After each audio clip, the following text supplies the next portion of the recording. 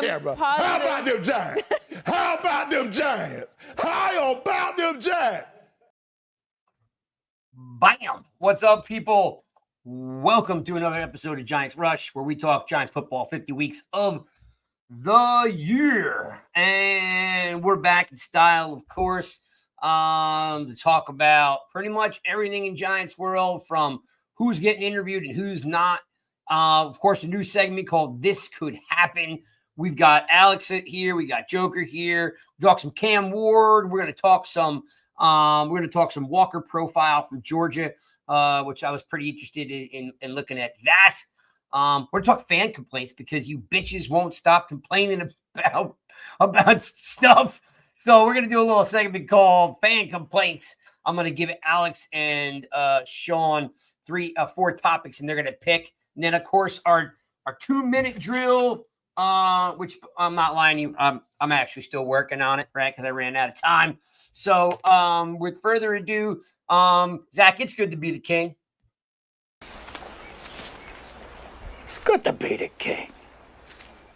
Yes, it is. And thanks for hanging out with us. I see you guys are piling in the room now. Good to see you, folks. Daniel, what is up? Sup? Right back at you. I'm sure you guys are going to be popping in here any second now. I see you guys out there on Twitter and on YouTube. Let's bring in the guys, Zach. Where's my purple friend Sean? And here we go. What's up? What's going on, Craig? How we doing? I'm admiring your new Joker hat in style that is definitely bizarre, like you. So I feel right at home with your craziness, because only you can pull that off. Thank you. I appreciate that. And I mean, listen, it's crazy in Giants Twitter land. It's crazy in Giants offseason land. So, I mean, the hat just made sense to go with because, Yeah, because you know what? I was just going to say, because you got to have a sense of humor, man. Because, like, people are off the rails, as always. But we love them all the same. Well, actually, not true. We don't love you all the same. We love most of you the same. All right. Listen, we're going to talk about a bunch of stuff, Sean, and let's bring in Alex, my shrimping friend. After that, shrimping was easy. Never gets old. Never gets old. And again, it was crawfish, not shrimp. But I know, but I couldn't find anything with crawfish. Like, if you have a recommendation on crawfish, I would be more than glad to insert that for your intro. Of the episode of The Office where Michael calls himself Caleb Crawdad when they're playing the murder mystery game. Caleb Crawdad, wealthy playboy. There you go, Zach. There's your homework for today. Alex just dropped his he wants to change his intro, even though it never gets I don't old. care if it changes. I mean, the Forrest Gump one too. I'm here to please, man. I'm here to please. You know what I'm saying? So if we could find that drop, Zach, let's insert that, because we need Alex to be happy, especially after the Texans lost. And I'm sure that was I'm not a Texans fan. Not a No, Texans. but I'm sure you were rooting though, right? I was rooting for the Texans, yeah. Yeah, that's cool. That's what I'm saying. Yeah, it's still got to be rough when the local hometown team loses. Because all the people around you are probably miserable. Well, I was already miserable, so like misery likes company. So it's like hop on in, dudes. All true. Yeah, exactly. Oh, look at this. Edmund says go. I'm putting this up here. It says go. Oh, I lost it. Where'd it go? There it is. It says go Commanders. Hey, Sean. So your buddy Edmund's here to root on the Commanders. Like, that's my uncle. That's my uncle. He's a Commanders fan. Wait, he gets a pass because he's your uncle. That's it. Otherwise, He roots all for the right. Giants too, though. Let's be clear. He does root for the Giants, but no, he goes back to the Redskins days. So, all right, fair enough. Thanks for hanging out, Edmund. What's up, Cold? All right, guys, let's start in with this, right? There are two candidates basically in Giants land that are getting some interviews, which is of course Mike Kafka and of course Brandon Brown, which is the assistant GM. Look, there is some possibilities these guys get jobs, get hired, for a GM job or a head coach job. I personally find it very funny on how the fan base is saying, hey, Brown did it for one of the best GMs with how Roseman, and now he's doing it for the worst GM, which is Shane, which is just not true. I mean, it doesn't matter if Shane definitely has some blemishes on his resume, but it's just not true. You know what I mean? And he's part of that regime. So he made some helped make some great decisions in Philly. Then you could possibly say he's making some bad decisions here in New York. So doesn't mean he doesn't deserve a chance, because he does. So my question, I'm going to start off with you, Sean. If Brown or Kafka, and we don't even know what Kafka did this year because he was just kind of put in the booth and we never heard from him again. If Kafka or and by the way, I want Brandon Brown to stay, but don't want to keep a good man down, right? Who replaces him, Sean? Who steps in those roles as assistant GM and whatever you want to call assistant head coach, or who steps into those roles, or anyone? Yeah. So I think there's a couple options if you look at replacing Kafka if he goes away. And let me say, if both go, that's great. Give us 4 third-round comp picks, 2 this year, 2 next year. I will gladly take those. But if we're looking in-house, you could look at Shea Tierney getting promoted to OC. That seems like a logical choice if they want to stay in-house. My other out-of-house option, though, which makes a ton of sense, especially because he's available, is going with Ken Dorsey, because Dorsey was Dayball's first choice as OC when he hired here, but Buff blocked it. So those are the 2 options I look there. If we're looking to get promoted, I think Rossetti, who showed a lot of good takes on Hard Knocks, would be a logical choice to replace Brandon Brown. Okay, I can deal with that. And actually, if Tierney did get promoted, we've all talked about this on the pod before. Just again, no one has some hot take on, and no one has any inside track, but we've all said that just seems like Davis Webb could also be a nice fix with taking a guy from a quarterback coach, bring him in as a passing coordinator or as an offense or an OC. If Tierney was gonna move up to assistant head coach or offensive coordinator, maybe Davis Webb could come in as passing coordinator / quarterback coach, right? That would be a really good move there too. What about you, Alex? What's your thoughts? Anything specific like, hey, Brown gets himself a gig, or if Kafka goes, you have anyone like on a hot seat you think might be a good fit?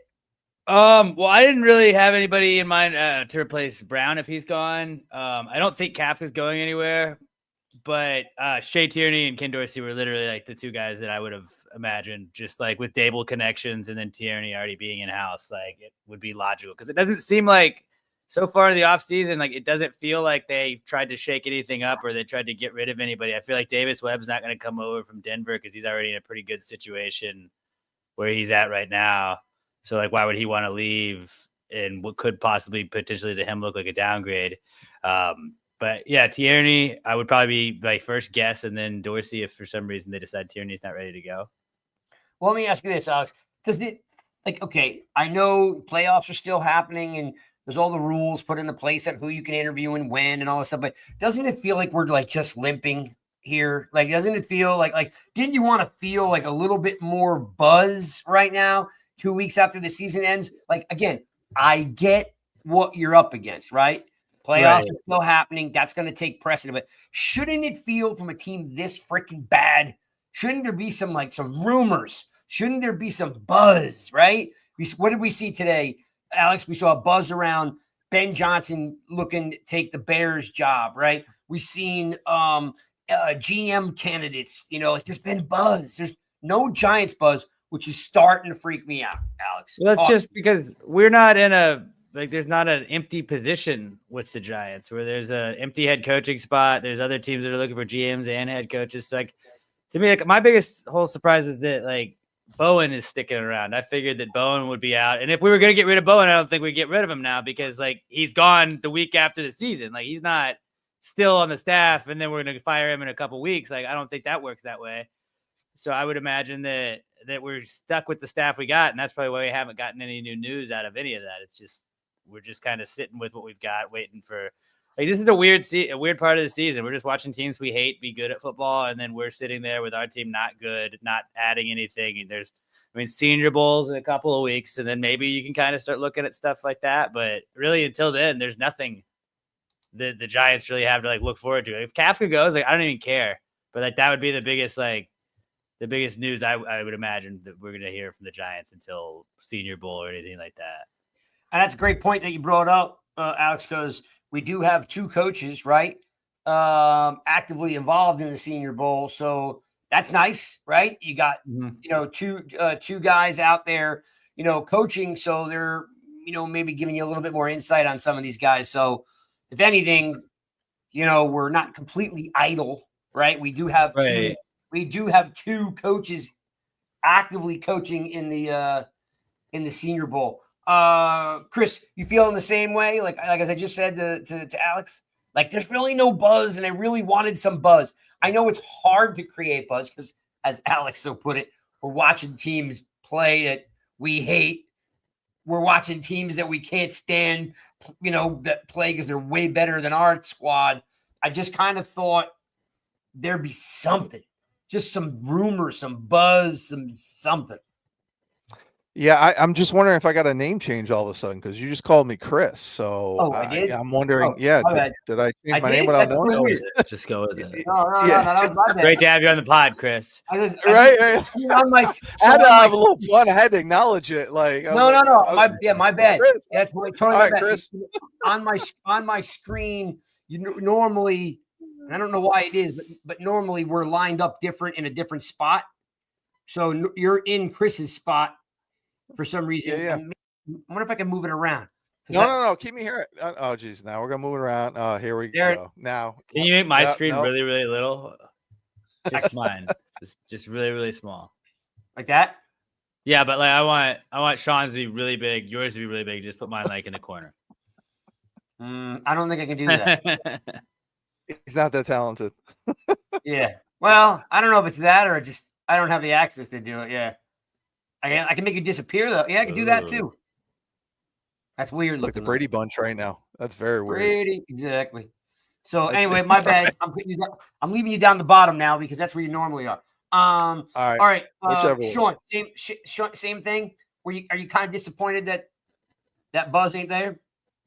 No, I mean, listen, the one thing that we're kind of out there, we're waiting on, who's going to be the DB coach, who's going to be the safeties coach.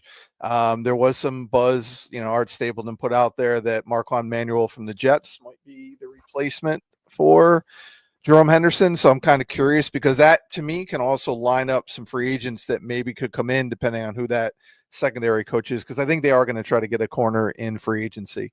So no, I'm not overly disappointed, but I will say Bowen's also going to be coaching at the Shrine Bowl, I believe. So we're going to have 3 coaches, 2 at the Senior Bowl, 1 at the Shrine Bowl. So we're going to get some really good looks at some prospects here, which I'm excited about. So there's that buzz, but I mean, there's not too much. Listen, like we talked about, you can't really scapegoat the defensive coordinator when the offense was as bad as it was. So, No, we can do a lot of things. Like I said, we talked about this last week. You disagreed, which is cool. That's why we do what we do, right?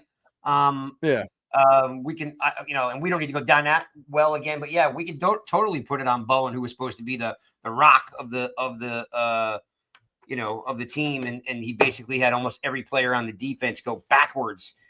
But anyway, beside that, I'm gonna give a shout out because you guys are rolling in the room, and I don't want you guys to feel ignored. Daniel, Edmund, of course, Cole's in the room. Raymond's hanging out. NYG 8044. We got to come up with that 8044 is kind of like, and there hasn't been a good 44 in the Giants since like Derek Coder or Doug Coder. Ahmad Bradshaw. Yeah, Bradshaw. It's true. Bradshaw wore 44. So okay, Bradshaw's cool. Yeah, I'll have to call him like Victor Cruz Bradshaw. So who else there? Tuto's in the house. What's up, Tuto? Chris is actually. Oh, maybe that's why I called him Chris, because you popped in right there at 7:43. What's up, Chris? Mark B's in the house, and then he's gonna go watch some Notre Dame football. And of course, James Robinson's in the building. What's up? Appreciate all you guys hanging out. Hey, look, it is true. You're right. There is 3 coaches out there.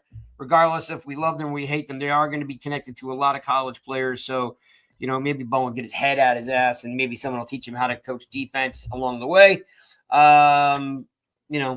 Month after month, week after week, that guy just refused to make any adjustments at all. Really hurt us. All right, let's talk about. And Alex, I don't know if you're prepared for it or not, but I'm hoping you are. New segment that we brought on. It's called "Can This Happen?" This can happen, and you know why we have it? Because we just want to talk about real stuff, positive stuff that like you guys are saying can't happen, won't happen. So we're just gonna do the segment called "This Can Happen."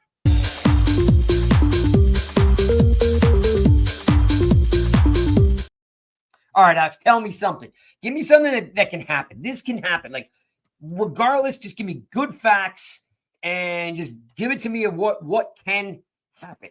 Because, folks, don't make up anything. That can't happen. That's impossible. Right. It could happen. Just I feel like trying to be positive about, like, everybody's saying we're with the 3rd spot. We may miss out on the 2 quarterbacks that everybody's projecting to be the 2 realistic quarterbacks. So I was trying to be opposite of the negative Giants Twitter that I've seen all day, or all off season and regular season so far. But if we miss out on Shedeur and Ward, we get Travis Hunter. So that's my theory. We get Justin Fields, and then maybe if you sign, you get a Justin Fields, Joe Flacco kind of situation. And then I really liked what Sean was writing about Jackson Dart today.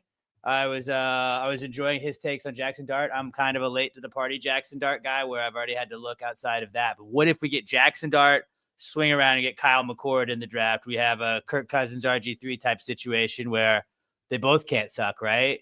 And then we get a Justin Fields or a Joe Flacco. We use one of those guys as our bridge quarterbacks. But what if, like, we don't get the 2 quarterbacks? We don't get Ward or Shedeur. Take 2 quarterbacks. Go with the 2 quarterback plan in the draft. Okay, let's talk about that, because that could happen, right? I mean, it would be definitely outside the ordinary, right? I can't tell you where I've seen an NFL team go 2 quarterbacks, but it would be a bold move. So Jackson Dart is going to go anywhere between late 1st, early 2nd, mid 2nd. Jackson Dart's never going in the 3rd. He's never going to wait that long. So, the league is desperate for QBs. And again, I happen to be a Jackson Dart guy only because my son liked him. So we've been watching him since he transferred from USC. So I don't know what kind of pro he's going to be, but I do know he can play ball.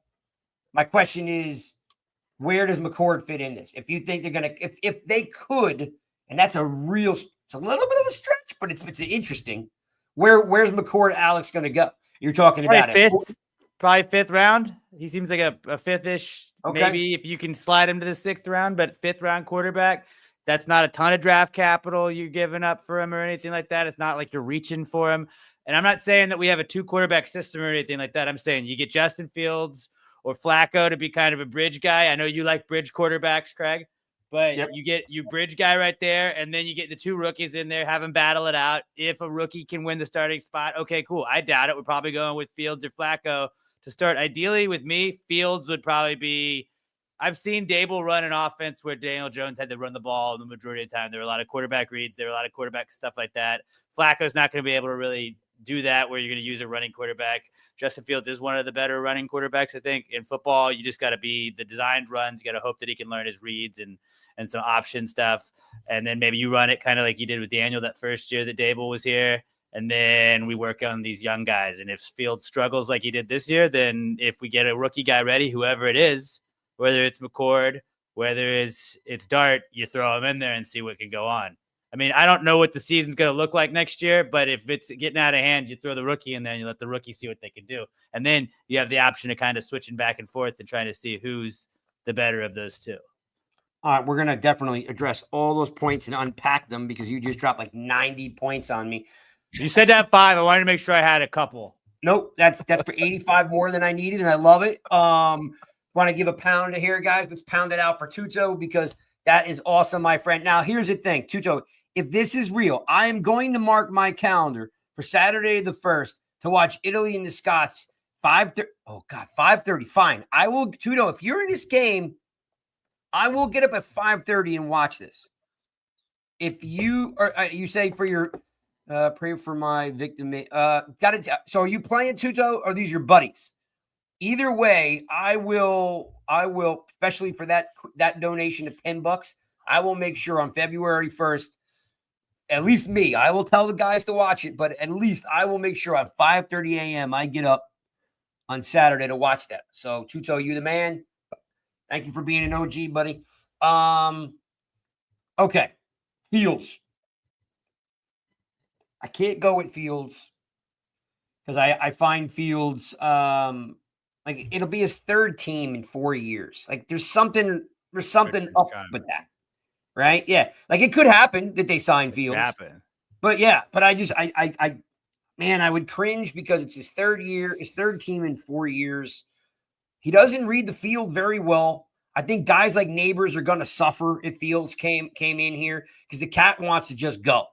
And nothing wrong with that, but the cat wants to go. I mean, look how good Lamar's come, right? Like, look at the maturity of Lamar Jackson, right? Like, I mean, he's one of the best quarterbacks in the league, and he just won MVP, and he's throwing the ball. He's not just taking off like he did his rookie year or his second year in the league. I mean, Fields is still stuck in that. I gotta go. I don't want that to take away from Neighbors. How do you feel about that, Sean? Yeah, I mean, there's a lot of talk about Fields out there. I kind of feel the same way. But if you're bringing in Fields, he's not going to be the bridge quarterback. That's kind of my feeling. Like, going to be a starter. You do a 1-year Drew Lock deal, 5. You probably get him $5 million. Other name I was looking at, I think he's going to stay with Washington, but Mariota as a bridge quarterback. He's already tried to be a bridge quarterback before. He's got a little bit more of an arm than Fields does. If you want to truly look at a bridge, I'm looking right now, and he's $6 million a year. So it's a little bit more than what we gave Drew Lock. But if we can pay anywhere around that for a 1-year deal and then just try and work on my 2 quarterback system of figuring out one of the 2 guys has to be it, right? You can't draft 2 quarterbacks that are going to suck, right? That's my logic. Like, can you imagine that? Okay, that could be one and done, right? But like, you can't draft 2 that are bad. Right. Maybe well, I mean, Niners. Like the odds are you had twice the chance that one of them's good. Man, yeah, Niners did it, and they lucked. And thank goodness they did it, right? Because they did Lance and Purdy, and if they didn't take Purdy, they would have been in big trouble because Lance was not it. So yeah, it's not a bad thing. But I'm confused because it sounded like we were taking like 4 quarterbacks. We're signing Fields, signing Flacco, and then drafting 2 quarterbacks in the draft. So we're gonna have 4 quarterbacks. You draft a guy, you sign. I just want to make sure I heard that right. Yeah, dude, you can't. If you have 4 quarterbacks, you're gonna find one that's okay, right? So that's the odds are in your favor. We just stockpile quarterbacks. That's my whole thing. We had no quarterbacks last year. Now we stockpile them, right? And then at least we're like, I know that guy. I know that. That can happen. You know? That can happen. I mean, Flacco, I don't want to touch the field, but I want Flacco on for like moral support. Flacco's a good moral support guy. I wouldn't want Flacco lining up taking week 1 snaps. Yeah, I like the Mariota one because I talked about it before too. Plus, it takes away from our competition because I think he did a really good job helping Jaden Daniels as well. So I do like Mariota coming in as a bridge or even as just a backup, and you know he's well worth it for what you're gonna pay that because he's gonna bring a lot of experience and teaching there. So I like that as well. I'm good with the drafting 2 quarterbacks and let them compete. Like that's fine, or taking Fields and drafting a quarterback later on 2nd round and letting those guys compete to see who's the best. I think competition is good. So yeah, I'm okay with that. This can happen. It's not my preferred thing, but it's not bad. Right. But I'm just thinking because right now everybody's like, oh, they're so screwed. They're going to miss out on the top 2 quarterbacks. Then what are they going to do? And I was trying to think outside the box that we'll get 2 quarterbacks instead of 1. No, that's a good one. Here's my early prediction. The Browns are going to go Carter or Travis Hunter. And Titans are going Cam Ward, so that's going to leave us Shador Sanders. I don't know how the 3. Browns cannot draft a quarterback, how bad they are, but because they're going to sign Kirk Cousins. Yeah, I don't. He's got connection. He's connected with Stefanski. I know. That's my prediction. We'll see if it comes true. Or I not. would like that because I would prefer to get if we get Shador, I'm fine with not doing the 2 quarterback system. Because Myles Garrett also said he doesn't want to go through a rebuild. Yeah, he's going to retire, and what does he have to do with it? They're not going to, like he's. I guess, or they're going to trade him. That's what I thought. I'm like, Miles probably wants to go to a winning team. Hang on, one quick thing on your 4 quarterback system is definitely, again, Flacco would stabilize a lot of things, but he doesn't really run the Dable system probably very well, right? Because he's not mobile. I mean, and Fields, to me, like I said, Fields makes a guy like Neighbors suffer, right? Mariota's definitely a nice bridge. Because Fields is not swapping Mariota for Fields. Then I'm cool changing my scenario. Alex, the only reason why I said it is because Fields isn't signing a 1-year deal anywhere. Like Fields would rather sit on the bench behind Wilson. You know what I mean? Because he wants to start somewhere. Like he's not coming to the Giants for another 1-year deal. He's only coming to the Giants if they give him a 3-year deal. Like he's not. What if nobody gives him a 3-year deal? He'll just sit back. He'll just back up Wilson. What if the Steelers don't give him a 1-year deal? Well, that would be crazy if they didn't re-sign him to back up Wilson. I mean, that wouldn't make much sense, but I guess it could happen. Yeah, it could happen. That's all I'm saying. Exactly. There's no guarantee that the Steelers re-sign Wilson either, based on how he played towards the end of the year. That could be that could be the shocker right there. Yeah, I mean, again, we all reports say that he loves Pittsburgh and he loves the coaching staff, but yeah, that could happen too. I just don't see the Fields thing. A, I don't like his game. 2, I don't want Neighbors to suffer because this cat won't throw him the ball. He's running around.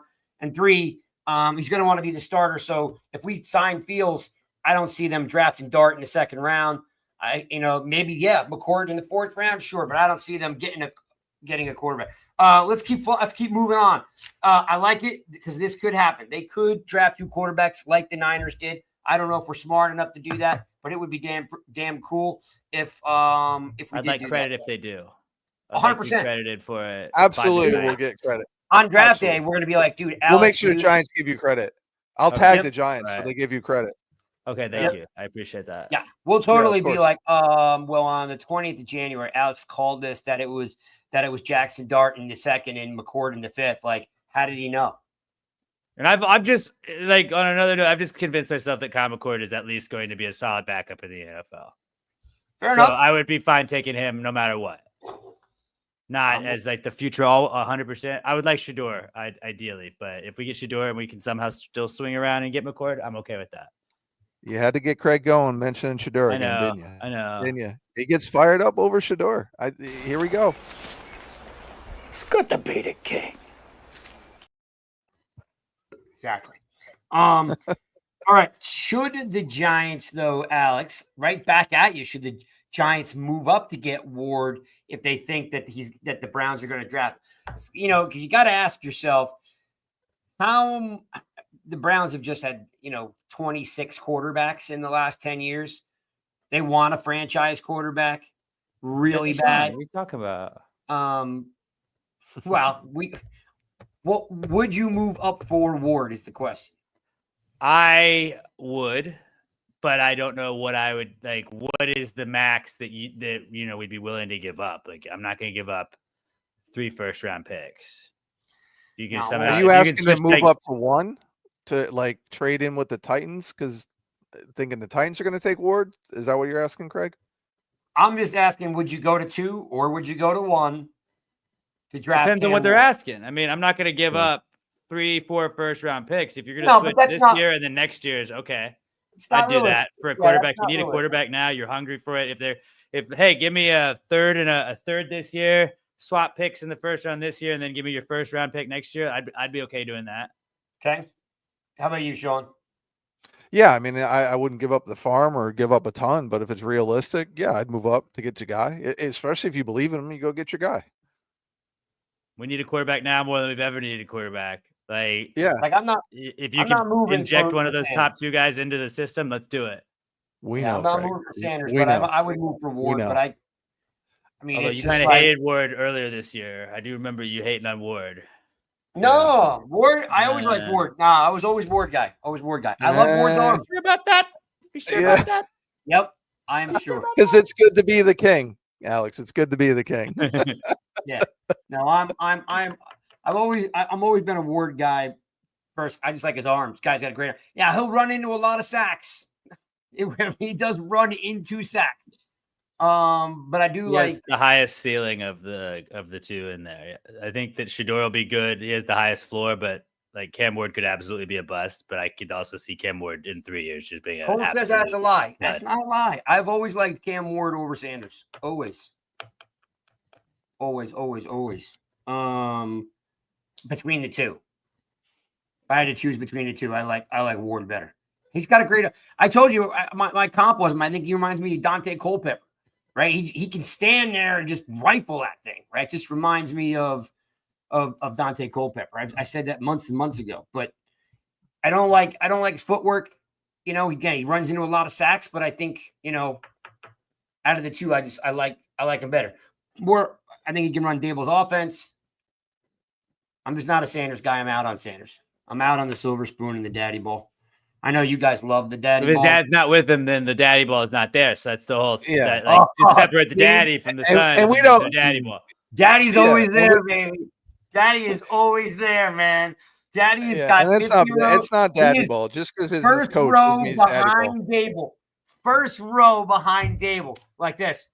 Yo, Dabes, my son doesn't look good enough. I need you to do something to make him look better. Hey, my son's got a hangnail. He's gonna need to take a quarter off. Yeah, man.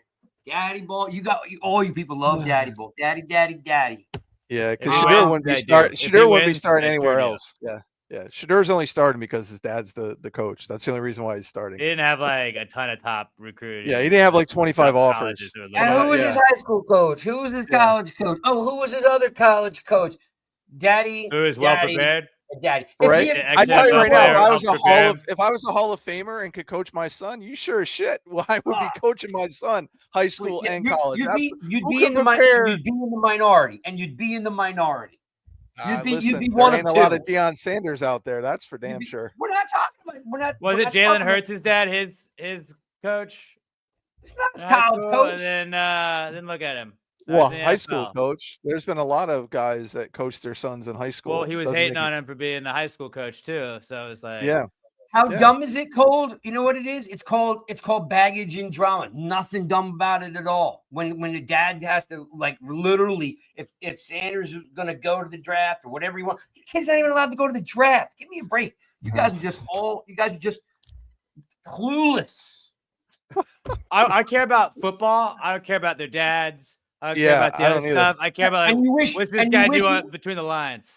Yeah, and give me some of that. Give me some of that swag that Sanders has, that confidence he has. I'll absolutely take that on the Giants. Yeah. I want. Imagine all the kids and the fans going like this. Hell yeah! After scoring a touchdown, you'd love it, right? Absolutely, that'd be great. All about the lights. Let me say again. He won the Johnny Unitas Award. You have to have to win the Johnny Unitas Award. Great grades, great grades, great character, and no, I'm not wrong. Great grades, great character, and great football. I didn't say anything. About the kid. Didn't say anything about the kid. I said I don't want the baggage of Deion. You discounted him based on his dad. You discounted him based on his dad. I'm saying I don't want the baggage and what comes with Deion. All that about me, Deion thing, I'm not into it. The kid himself, if he had gone off and not played for his dad, and if he'd done it on his own and he wasn't being handheld by his dad, I would look at it differently. I've seen plenty of daddy ball, and it doesn't make the kid any tougher. Brothers? Remember the Ball but brothers? Here's the difference. Like Deion's actually one successful. Of them's a rapper now. Yeah, he's successful. Why is he a rapper? Yeah, Deion's successful at Colorado. He's turned that program around. He's got look. He's going to get Marshall Faulk come on his coaching staff. You don't get that if you don't know what you're doing. So we can hate that he daddy ball, but Deion has turned around every program he's been a part of. So he's done some high character things, and actually, Deion has got Colorado with the highest. We muted the good part. Yeah, muted the GPA. Yeah. Oh, they got a 3-0, dude. It's the highest All that right. Colorado has ever had in their history. What does that say about Colorado? It's at an all-time high right now. Right? Better than It's it's good never to be been. Colorado. Which is not very high. Deion's never had a team better than they were before. Like they're Yep. crushing it. Good for him. I just told you. Look at all the recruits going there. Of course they are. You're making like something from nothing. I have nothing to do with. I don't care what Deion does or what he coaches. I said I don't want Deion's baggage on the Giants. It's just something He'll be too busy coaching Colorado. Yeah, he'll be too busy coaching Colorado. Yeah. We'll see. We'll see when you're all crying. We'll all be crying like this. Oh man, Deion's in the press again. Listen, if Deion holds John Mara accountable, I'm fine with it. Let Deion give it in John Mara's ear. Absolutely. Oh, John Mara doesn't coach. He doesn't tackle, and he doesn't throw touchdown passes. You know, that's at the end of the day, the players got to play, dude. The players got to play. And the coaches got to coach. That's why they're coaches. Yeah, they do coach. But and the owner's going to do the right or wrong things. What you guys love to do is pick on like everyone but the players. Everyone but the players. That's not true. I criticize Greg just likes to pick on their dads. Yeah, I criticize Micah McFadden for his coverage skills, and you shit on me for that. No, so I criticize players. You must got the wrong guy. You better go find some tape because that never happened. Never happened. Never happened ever. But if you can find the tape and pull it, I'd be more than glad to put it up there and eat crow. I'll look for it. Exactly. We'll talk. Zach, look for that, will you? Yeah. Let's talk about Walker because you're raving about how great Walker is. So I wanted to make sure I did a little deep dive on Walker because you said he's, comparable to like Parsons kind of a player. So I wanted to dig in and see what PFF had to say on him. So I just jotted down their profile on him, right? Dynamic player. So real quick, just wanted to touch on because I don't watch a lot of Georgia ball, right? But I know you really like him, Sean, because he's potentially. Actually, I was talking about. Sorry, we'll talk about Walker, but I was talking about Abdul Carter from Penn State. Okay, so you're more of a Carter guy than because Walker's rated at the top for. Yeah, but I like Walker too. Right, I like Walker too, but I would take Carter over Walker. But Walker is good. Walker's rated right now. Was rated number 1 for linebackers. I don't know. That'll probably change as the combine comes and goes. But I wanted to kind of each week just look over like profiles of guys. So Walker out of Georgia, they say he could play inside and outside, right? They said it might not work in the NFL. He's going to definitely have to find a spot, right, to learn how the game is played at one spot. They said he has extremely long arms for his frame, right? He's only 6'2", but they said his arms are very long for a 6'2" frame. They say he doesn't have any experience in pass coverage. That could hurt him if they decide that he's an outside backer over an inside backer. And they said because he does play inside and outside, he hasn't mastered any pass rush moves, right? Because he's spending time off ball and on ball. So that could come into play where you draft, right? Maybe if it's Carter over Walker, right? They said though he's very powerful. His upper body is extremely powerful. Yep, there you go. And and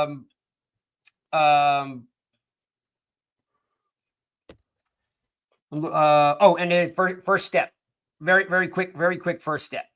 So, I mean, overall, like he's probably going to go in the definitely be a top 10 pick next week. I'll look at Carter, right? I know there's been a lot of buzz around them.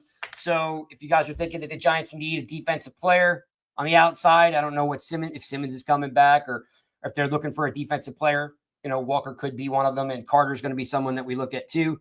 And hey, look, the Giants need pretty much everyone at each position. We've talked about it. Like need quarterback, need a defensive tackle, need linebackers, need cornerbacks. So if they draft 2 quarterbacks, that's definitely going to be hard for them losing a draft pick to another quarterback. So they're going to have to be super aggressive in free agency. I agree. Right. But it could So happen. whether it's, I was saying. yeah, it could happen. That could happen. Let's talk about Tibbs. Right, since we're talking about defensive your players, a favorite. guy like Carter, a guy like Walker comes in, right? Plays the other side from Burns, most likely. So I think Mark were talking about this today. A couple other folks were talking about this today. Tibbs, guys, 5th-year option or extension? Sean, what's your thought?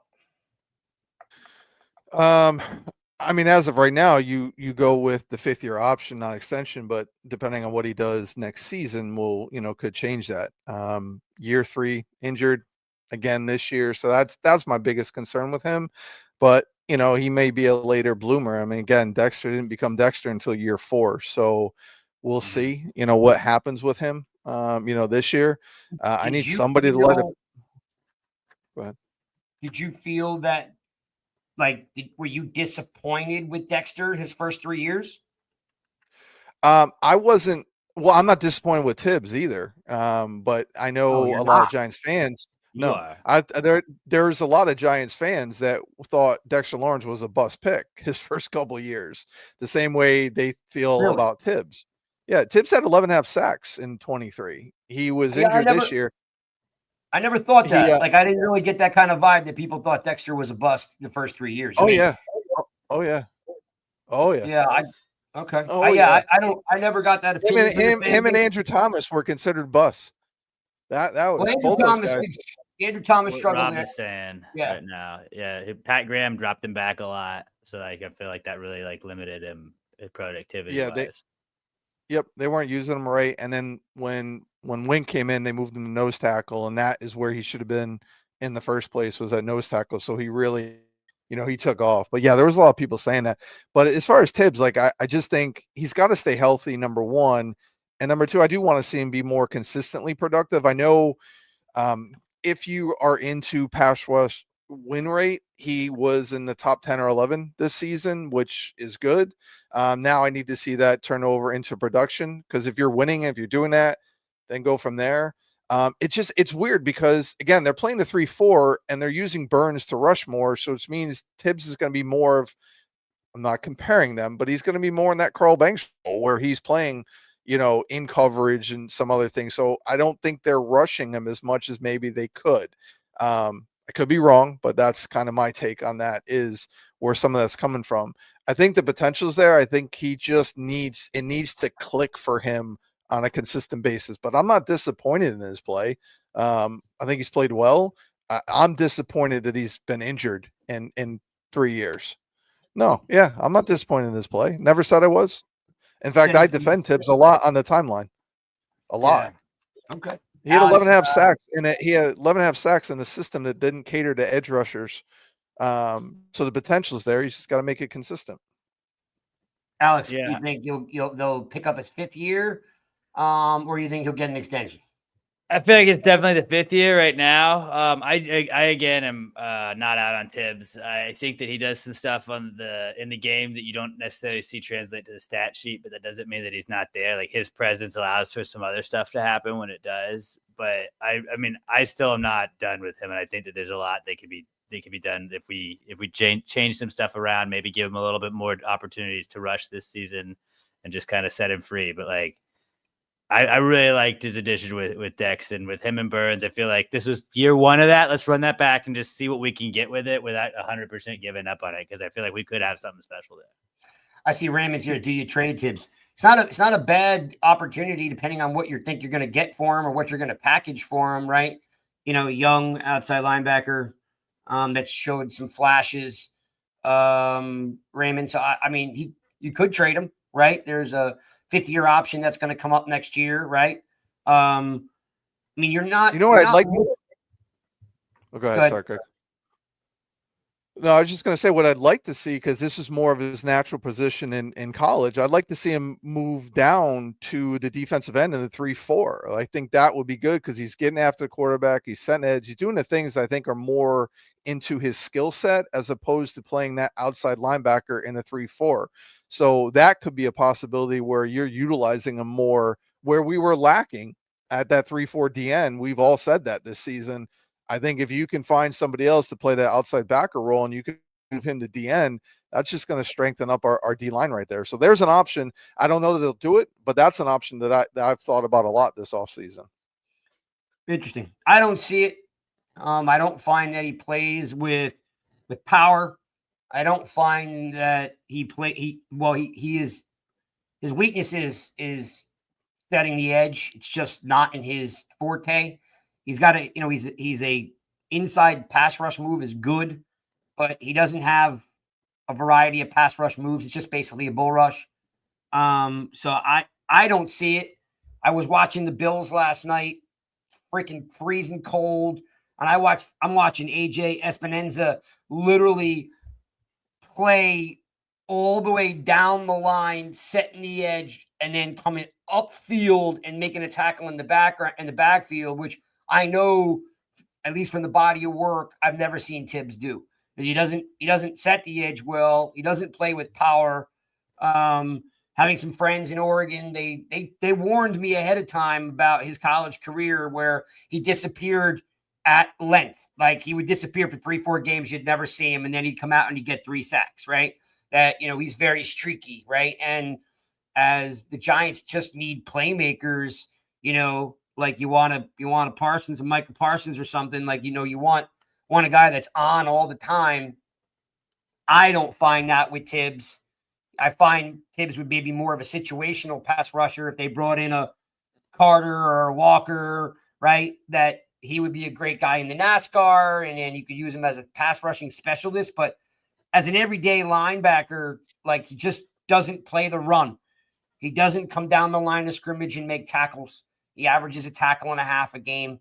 So I'm hoping maybe he pops this year, but I don't know. The optics aren't there. Like I don't see a gritty player, and I think the Giants need some gritty players right now. So definitely 100% give him the 5th year. Hopefully that he pops in this 2nd year with Bowen. Bowen also doesn't help him in his scheme. No doubt about. Which is why it's the weirdest thing in the world that Bowen is still on this team, right? Like that is the biggest. What the hell is this offseason so far, right? To me, it is at least. Well, there's a lot of. What did he show us that showed that he needed to be back as DC next year? Yeah, there's a lot of. You know what, Alex? I think we're all on the same page. Like Bowen just did not do anything he said he was going to do, and then you were 7 weeks in, and he's still not making adjustments. Right? Almost every team, Okereke, McFadden, Pinnock, Banks, they all went backwards in production. Right? None of them got any better. Right? Under him. You had some rookies that performed, but I don't think it was necessarily him that was why they performed. Yeah. I think Tyler Nubin's good no matter what. Yeah, and and again, McFadden had good seasons. I mean, it's not like they were awful. It's just they didn't have the guy. About? Listen, Okereke McFadden. The reason why they struggled in run defense is because, listen, let's be real. When the Giants traded Leonard Williams, the run defense went to shit. Let's be real, and they never replaced Leonard Williams. So when you don't have those guys taking up the space, Okereke and McFadden are going to struggle. Their angles were bad. I don't know if you can put that on Bowen. I mean, maybe it's where he's teaching the scheme or their assignments or where they're supposed to be, which I also think getting back to Tibbs, like Tibbs looked like he was playing what he was supposed to be playing in the defense. I don't think it's an aggressive style defense. So there's my biggest complaint. It is a bend, don't break defense. And I think guys are worried about not giving up the big plays. So they're not going aggressively. It seems like more of a read and react defense than it is aggressive. So that's my complaint with Bowen. I just don't like that style of defense. However, they did some good things the first 10 games. Let's be realistic there. And if you add some D linemen there, that's going to change some things, in my opinion. Yeah, okay. So it's cool. Like I said, it's all about opinions, right? Like I mean, I didn't see that. Yeah. I didn't see. I mean, he came in with his hard knocks. We're going to get after the pass rush with 4 guys. We didn't get after the pass rush with 4 guys, And he never. Well, we did the first 10 games. We were leading the league in sacks at one point throughout the season. That Browns game, that Seahawks game, those were cool. It was Dexter Lawrence. It was Dexter Lawrence. It's Dexter and Burns and Tibbs getting after the quarterback. Right. It was Dexter it was never was. I must have watched a different team because I'm sorry. 10 games they were after the quarterback. They got blown out in all those games. They had 36. They had 36 sacks. They got blown out 2 games the first 10 games. They got blown out 2 games the first game. They could not get off the field. They could not get off the field. Banks and Pinnock were terrible. Okereke was nowhere to be found. Yeah. Right? I mean, they could not get off the field on third down. Right? Yes, Dexter Lawrence makes a difference. But we had Carl Banks on here 4 weeks ago, and he said the same thing. I was like, you have to make adjustments. And each week, they're a little carbon copy in the game plan and handing it in. The same game plan week in and week out. No big plays, no turnovers, no interceptions, all out of Bowen's defense. So Alex says that he's surprised he's back. We should all be surprised he's back. We just don't know who would take his place, right? Who wants to come here? We don't know. There's both sides of the fence. I'm not a real big believer in lame duck things. Guys want opportunity because the NFL changes lives, right? You get generational money when you go from making $500,000 to making $3 million as a DC, right? It changes your whole perspective on life. I think they'll be able to find plenty of people. But to me, I can't say 10 games. I could say maybe 4, 5, but again, you still got to make adjustments. There's no way almost the entire defense can't get an interception, can't get a fumble. All of a sudden, Dexter Lawrence is not playing. Nobody's playing. It turned out to be dismal. And Alex, I think you're 1,000% right that I'm surprised he's still here. And then you get rid of the defensive back coach. I think he did a pretty good job with Phillips, didn't he?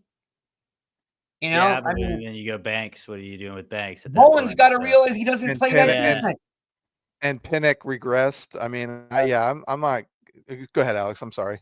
He was talking to you. No, you're absolutely right. That was just my whole point. Was just we had a couple of positions coaches gone, and they're like, I know we got the 3rd overall pick of the draft. Most coaches that do that, they don't get to use that draft pick the next year, but. We didn't really make any changes. We have the same OC who's getting head coach interviews after you watch this Giants offense. What are you interviewing Kafka about? What the fuck was that last year? Huh? You want to coach the Saints? I don't understand how those interviews are going for him. Sure, he's a nice guy, but I didn't think Kafka was going to be back. I didn't think that Bo was going to be back. I figured we're going to keep the coach GM. You had to make some changes elsewhere, and those seemed like the 2 logical spots that you would have changed, but they didn't. Maybe they know something we don't. They're going to run it back, and it's a 2-year system that they had to put together, and I hope that is the case because I don't want to watch last year again. I don't want to ever do that again. Yeah, and remember, Wink's first year here, the defense didn't get the turnovers like it did in year 2. That took a big jump from year 1 to year 2. So it could be a little bit of that. Pieces there, I felt and maybe what you're saying, where we did get the pressures, maybe that's what the pieces were that we saw. So I'm hoping I'm hoping you're right about that, and I'm hoping that's kind of a similar transition. Once the injuries went down and all the injuries happened to defense, there wasn't adjustments made. There wasn't change. Nothing was done there. But those first 2 games, again, first 10 games, they had 36 sacks, and they were leading the league or second in the league in sacks. So they were getting after the quarterback. They were doing the things they needed to do. My biggest concern, and go back, the secondary, when it came to tackling or turning around for the ball, that's the technique that was being taught. They weren't taught to turn around, spot the ball, and try to pick it off. They were being taught, all right, go after the receiver, be aggressive after the receiver, knock his hands away, do that. You had guys there was a stat out there where Banks was close in coverage, but he was still giving up receptions. That's what's being taught there. So I think, and again, I said this, in 4 years, how many players did Jerome Henderson really develop when you look at it? The guys that were here got better when they left the Giants. So a change needed to be made. And I said it long before. McKinney, Julian Love, both. McKinney just went to a better team. Well, but he also McKinney was good. He was good. He just went to a better team. He had a. Not saying he was bad when he was here, but he had a career year with Green Bay. Julian Love was not to a playoff team, though. I'm sorry, that one I got 100% disagree. The Bengals had 2 All-Pros and they didn't make the playoffs. I'm just saying, you take McKinney, who's a potential Pro Bowl player on the Giants, or the best guy defense, safety they've had in a while, and you put him on a playoff team. He's going to be better. He's just going to be better. Love, I'll give you. I always thought Love was good.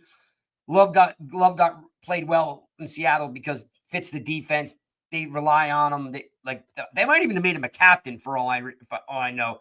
He fits up there, but I can't go with him. McKinney was always great, and you just can't pay. You can't, when you're a bad team, you can't pay a safety $17 million. No, that's not what I'm saying. I'm talking about who Henderson developed is what I'm saying. He hadn't really developed anybody here. And the 2 guys sometimes he gets credit for, to me, played better when they left here. And I love McKinney. That's all I'm saying. So I think the change was needed there. I don't even know why he got interviewed as a defensive coordinator at some point, and fans want him as a defensive coordinator. When you look at our cornerbacks technique, it's been bad for years, not just under Bowen. Yeah. They were doing it, poor tackling, all of that was for years. So they needed a change there, and they got rid of the safety coach because safeties regressed as well. Henderson was passing game coordinator this year, so there were some things that really lacked with that secondary. So I thought that was a really good move. And again, I know a lot of people wanted Bowen gone, but when your offense is as bad as it is, I mean, the optics of that, we know the Giants are about the optics. How are you going to say, hey, our offense was shit, we were the worst in the league, but we're going to fire our defensive coordinator? Like, that just doesn't look good.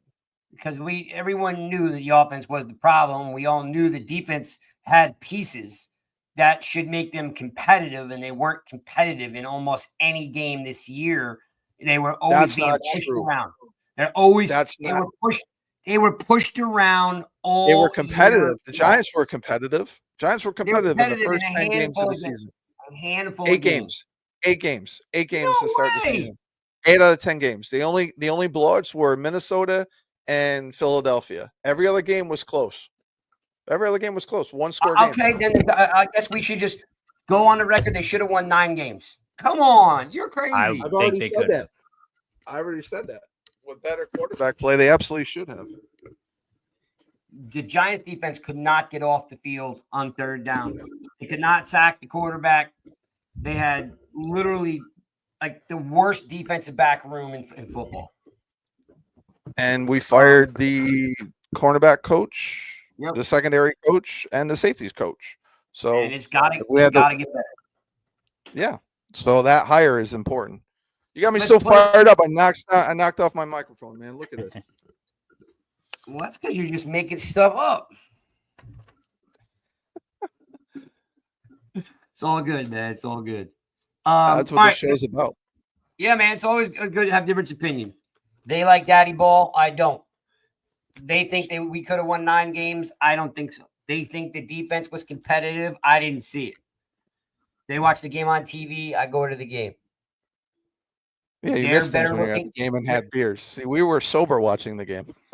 I was not, but I did watch it where I had more angles. Come on, Alex.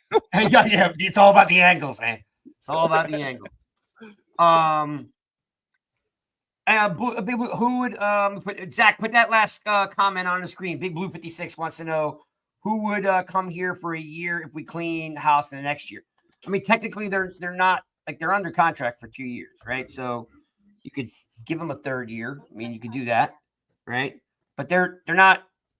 If you're subscribed to the lame duck thing, maybe. But again, people come here because the NFL is life changing, regardless if they cleaned house or not. The NFL has plenty of people, plenty of great college coaches. There's plenty of quarterback coaches that want to be OCs that want to be, head coaches. So, we as fans put all this, nobody wants to come here because we're terrible. Meanwhile, they're writing you a check for $3 million per year. Yeah. So who would want to come here?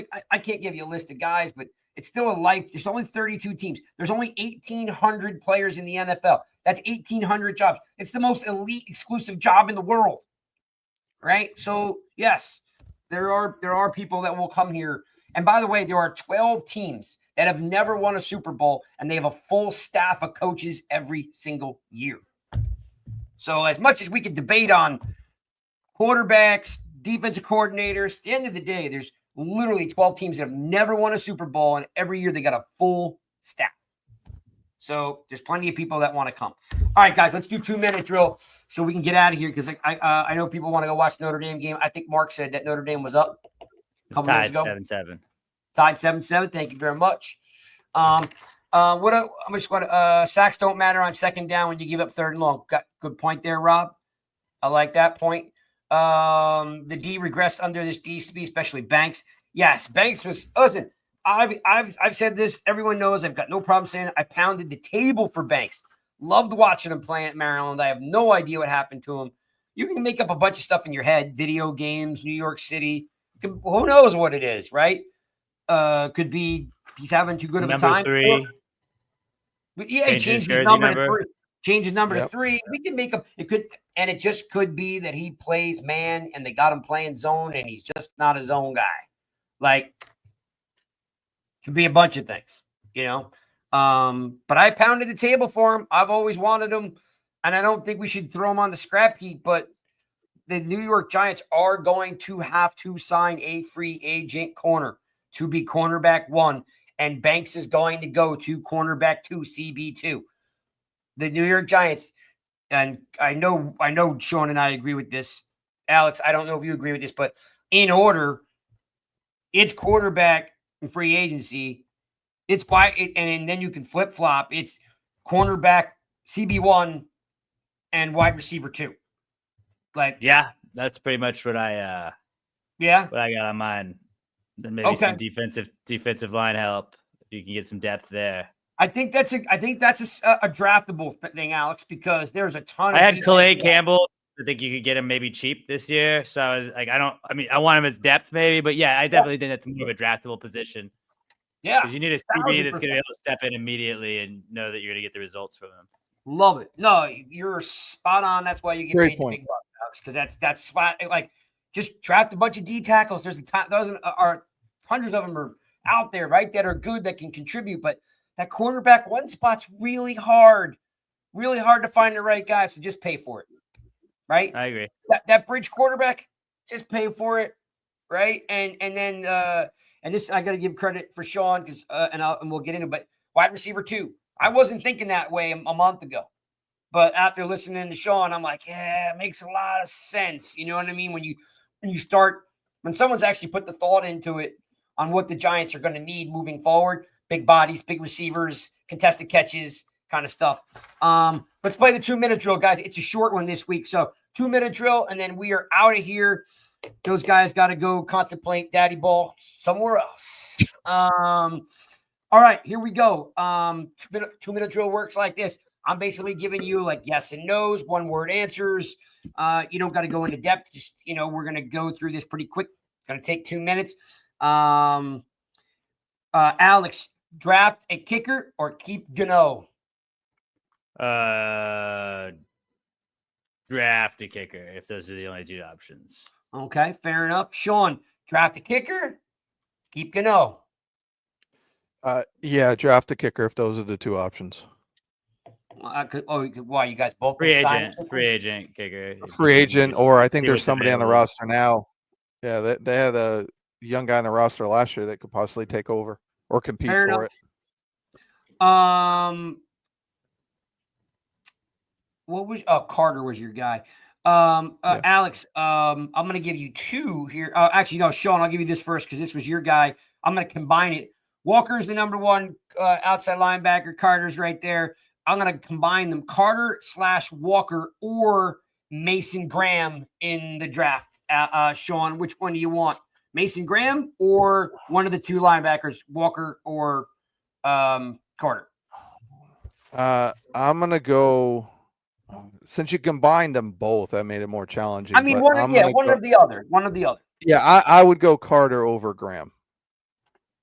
Okay. How about you, Alex? You got a preference here? By the way, Mason Graham, 6'3", 320. Dude is an animal. I'd go Graham over Walker. I'd go Graham over Walker, but I'd go Carter over. Yeah. I agree with that. But I wouldn't hate Carter or Graham. Yeah. I would be very happy with both. Yeah, that's tough one for me too, because I was like writing it down and I was like, I like all three. Can I get all three? Can I have three of those guys? Alex, T. Higgins or Chris Godwin? I think Godwin is more attainable. He'll be a little bit cheaper, so I would go Godwin. Even though I'm a Hopkins guy, I'm a DeAndre Hopkins guy. If you Hop's a little on the older side, though. But you can probably get him on the cheap. And if you talk about going up, getting those balls, that's a guy that's going to go up and get the ball every fucking time. Okay, fair enough. Diggs is another option to think about too. Yeah, I had him written down too. Him, Godwin, and Hopkins. It's so funny because, people must really hate that dude. He plays on so many teams. They love him when he comes in, and then they're like, get rid of this cat. I'm always like, what? I don't know if it's like he's got that Antonio Brown chip or something, or he's nuts. But he's a great player, but he always seems he's pissing somebody off. How about you, Chris? Chris did it again. How about you, Sean? T. Higgins or Chris Godwin? Because I'm looking at Chris Godwin. Chris Godwin or T. Higgins? Sean? Well, listen, Spartan, I'd probably go T. Higgins, but you can't go wrong with either one. But I'd go T. Higgins. See, that's not fair because you're not looking at Spartan. I'm looking at Chris Godwin. Scott the Beta King. Exactly. Just turn his mic off. And you went with Higgins? I did, yeah. Any just like his game? Yeah, I like his game. I like his height. I mean, I'm concerned about his injuries, obviously, but I think he gets the separation that's needed. Does contested catches. This offense, I like the size there, and he's young, so he's a piece that can be around for a while. Fair enough. Alex, Hyatt fits or doesn't fit? Fits. Optimism. Try it out. Okay. Cool. Because then, again, you've got Neighbors, and you're bringing in Chris Godwin / T. Yeah, as like a fourth guy. We're good. Yeah, I'd love Hyatt as a number 4. Yeah. Okay. How about you, Sean? Is Hyatt fit? Because whatever's happening, he's not getting on the field for a reason. Is it like they don't think he fits? Or is it just, I don't know, just he does fit and he just needs more time? He fits. He just needs more time. He was a 3rd-round pick that was always going to be more of a project, and he's going into year 3. So I think he fits. He just now, why do you say more of a project? Because, 3rd-round wide receivers make it in the NFL all the time. Well, because he did have a more limit. While he wasn't a one-trick pony, his route running was a little more limited. His blocking was a little more limited, and that has held him back. And from what I also understand, he's had a difficult time learning the playbook as well. So he just needs a little more. I think he just needs a little more time. So because Cole said, all right, a little more time. Because Cole says, if he doesn't fit, it feels like a wasted pick. Because it kind of does feel like a wasted pick right now. You know what I mean? Because I don't know what he can do. I'd like to see him get some packages and get more on the field, right? But his strength is what we lack. We don't have a quarterback that threw the deep ball or anything like that, and that's where his biggest strength was. Now, would I love to see him use them in packages on jet sweeps or something else, utilize his speed? Absolutely. But his biggest strength of his wide receiver, we didn't have a quarterback to match that. At least not this year. It's just odd. I just find it odd because, for me, Neighbors at 1,000 yards and Wandell at 700 plus yards, whatever he had. Our quarterback room was terrible, but he still should have been able to get on the field and make something. Yeah, but look at Slayton's production, because Slayton's a deep receiver and his production was down. By Neighbors and Wandell, because they got open underneath shorter routes. So our deep threats were neutralized basically because we didn't have a quarterback that could make those throws. Yeah, it was also the offense too. The offense is when we've just Dunleavy said when he was on here weeks ago, just the consensus around the around the NFL and in the circles that they're talking to is the offense is just very boring, very straightforward. There's not a lot of double and triple moves. There's not a lot of, loading up one side, throwing back. You watched Buffalo last night. They need big plays. They load up opposite one side, run it to the open side, slide it to the opposite side, wide open every time. Like Dable doesn't do that stuff. Dable, so I think this part of it's Hyatt, but I think part of it's Dable's offense too. So that's just me. All right. Sean, coming right back to you. McCord or Milroe? Any thoughts on that? Milroe. Oh God. I watched McCord play at Ohio State. It's Milroe. Fair enough. Alex? Yeah. I watched Milroe play. It's McCord. I'm actually more of a McCord guy too, because I've said this before. Like I think Milroe should go back to school. I don't think they did him any justice. At one point in the season, he was very up and down, like his processing speed, kind of like what you were talking about with Fields. I feel like he's slow to process after his first read. He either commits to that or he tries to take off and run. And he does have a high ceiling, but I feel like he could be very Justin Fieldsy. I don't think they did him any justice there was a point in the time at the end of the season, Alex, he had 44% less attempts than 40 other NCAA quarterbacks. Let the kid throw the ball. Like, how is he supposed to show what he can do if you don't let him throw the ball? 40 other quarterbacks had more attempts than he did. Like, you got to let the kid learn. Alabama, they have run game, like a better run game than a lot of their schools, but I don't know. I think he's a project quarterback at best. I'm not saying McCord isn't. I kind of like McCord this year at Syracuse. I thought he did. He did have a great year at Syracuse. He was not good at Ohio State. But all right, that's cool. One for McCord, one for Milroe. All right, this came out today, and then we're gonna. Oh, you know what? I left off complaints. We got to get to the complaints. I forgot about those. All right, sign a running back, Alex, or draft a running back.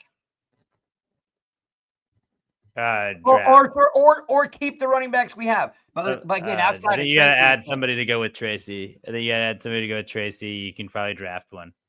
Sean. Yeah, same draft. Yeah, me too. Because I can't understand why they keep going back to Gray. It makes me crazy. All right. So what I left off is Zach. Let's do the complaints this week, guys. So a bunch of complaints this week from the fans, as always. I'm going to give you 4 categories to choose from because people just cannot stop complaining, nonstop. I'm hoping that we can move forward and look forward to free agency, look forward to the draft and the combine and the Senior Bowl, and just figure out how to make this team better, right? This team needs to get better. Coaches aren't going anywhere. But this week, as always, these are the 4 biggest complaints I saw.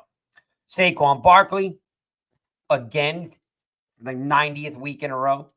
Secondly, was the offensive line is garbage. And nobody's on that line is any good.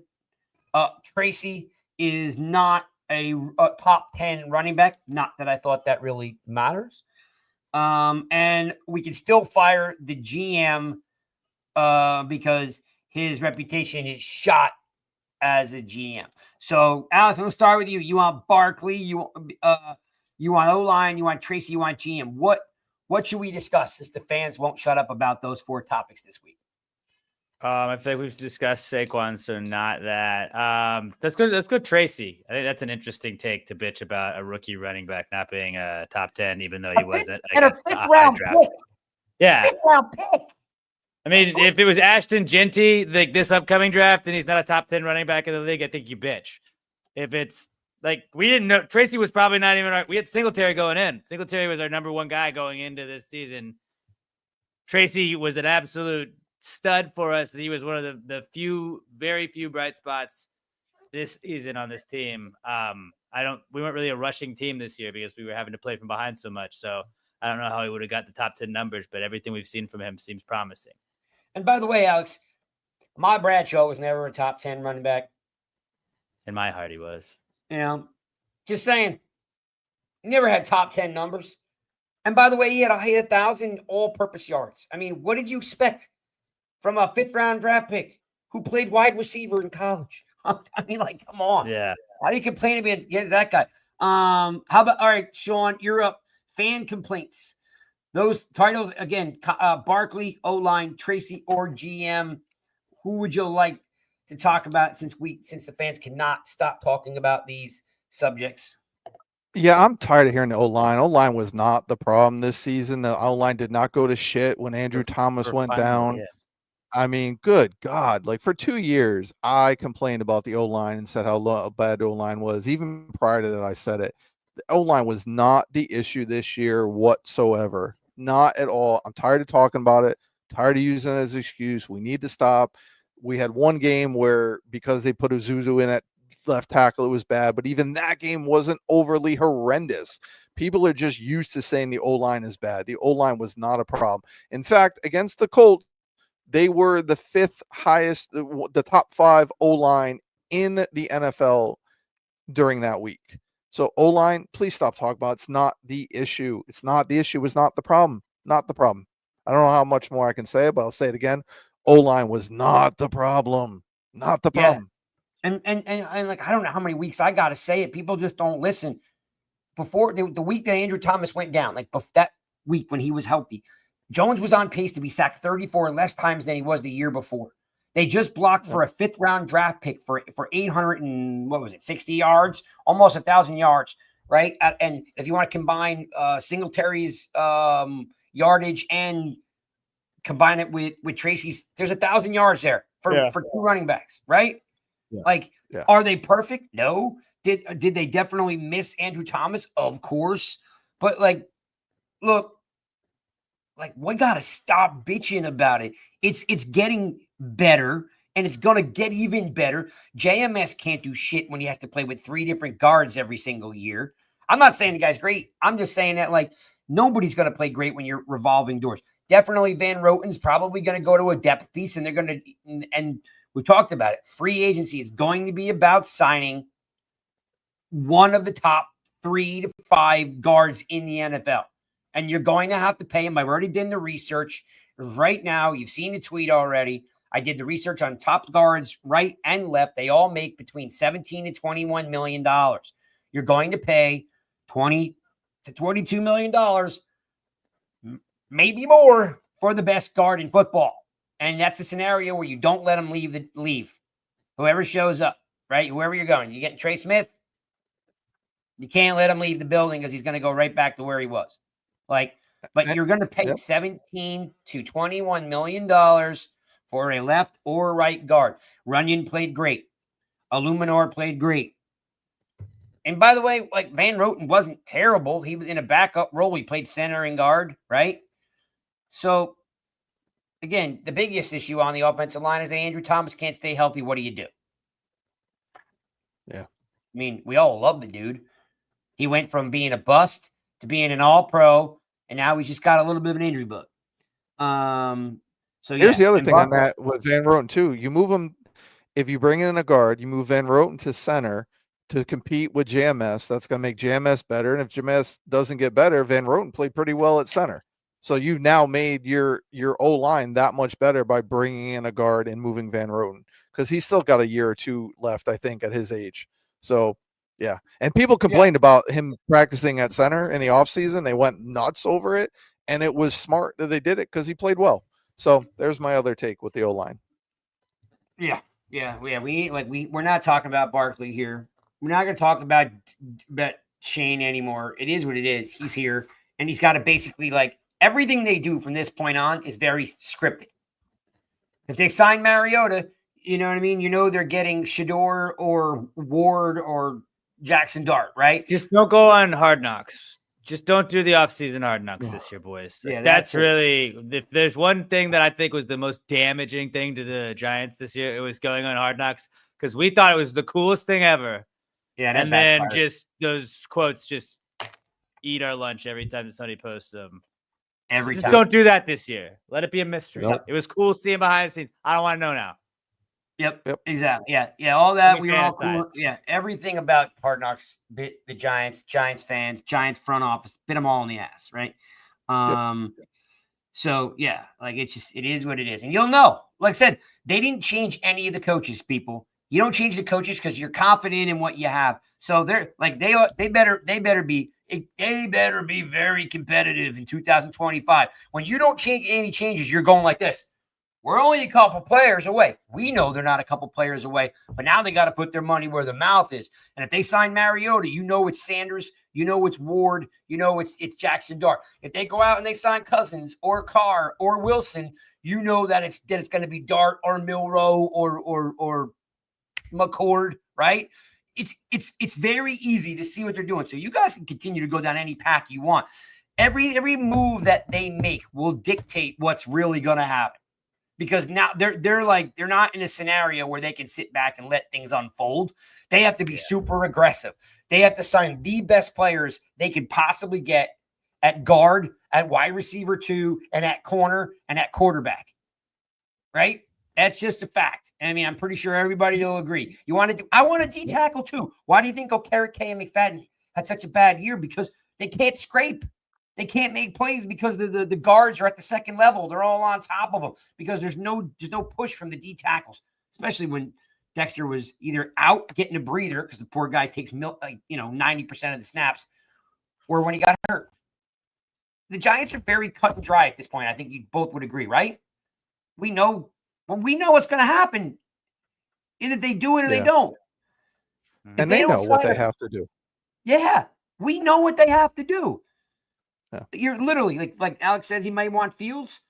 If they sign Fields, you're not getting Sanders, right? Or Ward. Right. If you sign Mariota, you're getting Ward.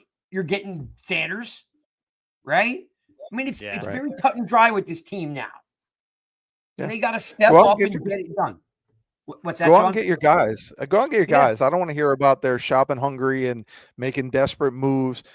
No, just go out and get the guys. Pay for talent. Pay what you need. Just pay it on the right guys. That's the biggest thing. Draft the right guys. They know what they have to do, and they're regardless of somebody says they're sticking to their plan. Like they absolutely are sticking to their plan. Whatever that plan is, they're sticking to it. They see it as they're a few pieces away. I think they see.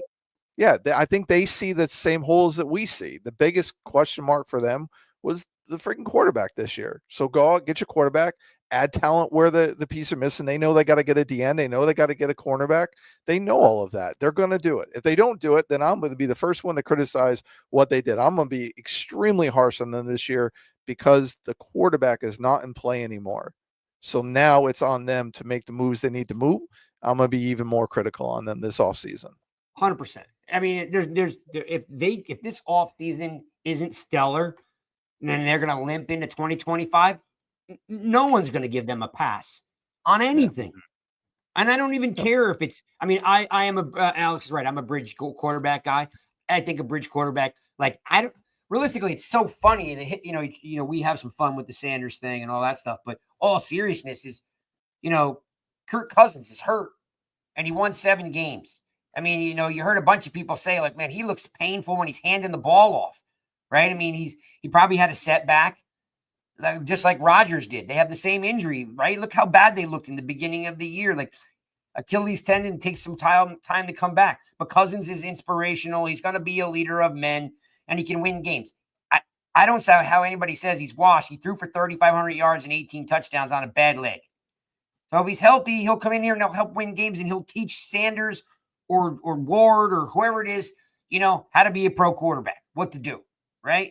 New York is not an easy place to be a quarterback in. Okay, you know what I mean? It takes some help, right? Regardless of who it is. And we're having some fun and with Sanders and Ward and those guys. But at the end of the day, it'd be great for them guys not to have to get thrown in. Even if they're that good, even if Sanders and Ward are good. I still think May and Daniels are better. But this is what we have. So if we take one of these guys, it feels to me, Alex, I know you said I hope that being a bridge quarterback turns some stuff around. People want to play here, right? Look, Kirk Cousins threw to Jefferson, right? All those years. Without Cousins, who knows what Jefferson does if he's got Mariota throwing to him, right? Okay, yeah. So I'm just saying, or Wilson. I don't know. Wilson may want to be here because his wife wants to be here. Wilson will win games. Derek Carr, no one has to love Derek Carr. But if Derek Carr wins 7 games and then Ward starts or Sanders starts, and then all of a sudden next year we're winning 10, 11 games, you got to start somewhere. We're not winning the Super Bowl in 2025. Well, we could get to the conference championship game. You don't have Jaden Daniels, dude. You just got to do the VR headset, watch it 1.75 speed. I was reading that article today. That's all you got to do. Yeah. It's super easy. Everybody should do it. If more people aren't doing that this offseason, how can you not now? Seriously, everybody should be doing that. He's doing a cheat code on the NFL. Like that was his cheat code. Yeah, he VR was tape at 1.75 the speed, so everything is slowed down when he sees it in real life. He's looked at the progressions. He's looked at all that faster than what he's seeing in real life. Yep. And he made it. That was the deal. He had to be able to do that. Whoever team drafted him, he had to be able to utilize that VR training. So, yep, more teams need to do it. Yeah, especially if right now it's working for him. You need a bigger sample size, of course, right? But all these things matter, right? Like next year, kind of like CJ Stroud, right? After they get tape on you, it gets harder, right? It gets harder. So, long as they're putting the work in, right? Yep. Well, guys, draft show Wednesday night. You'll probably see Chris, maybe Spartan, and the Truth. They're going to be talking draft each Wednesday, rush hour. They're talking draft. If you guys want to tap in there, if any of you guys in North Jersey got out to see Hakeem Nicks yesterday, he was at the Hackensack Brewery, which was we were going to try to go to get an interview with Hakeem Nicks there. And again, big shout out to. Hang on, make sure I get his name right because for our fantasy football, Douglas Durrett won the autographed Hakeem Nicks jersey for fantasy football. If you guys didn't see it, it's on my Twitter. You guys can see Doug got his autographed jersey, and it says on there, "Once a Giant, always a Giant." It's got the 1986 throwback blue and with the thick red and white stripes. Nice. Yep. Yeah. I saw it. Yeah. Cool. So last year we gave Amani Toomer away. This year we gave Hakeem Nicks away for fantasy football. So if you guys want to play next year, jump in. We always give away some great stuff. Otherwise, we're out. We'll see you guys next Monday. Daddy ball.